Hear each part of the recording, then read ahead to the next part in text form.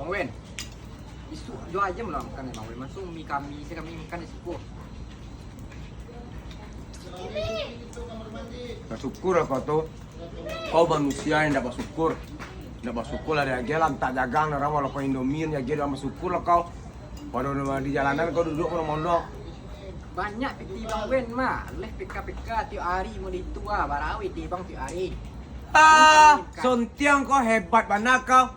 Untuk kau udah mencari-cari piti untuk PK dia lema-lema apa ya? Kau ditapung, kau ditalu, kau lumpur. Itu kau kalau malam-malam tak jaga anak kau. Siapa nak kau dulu sana ada famili Aram?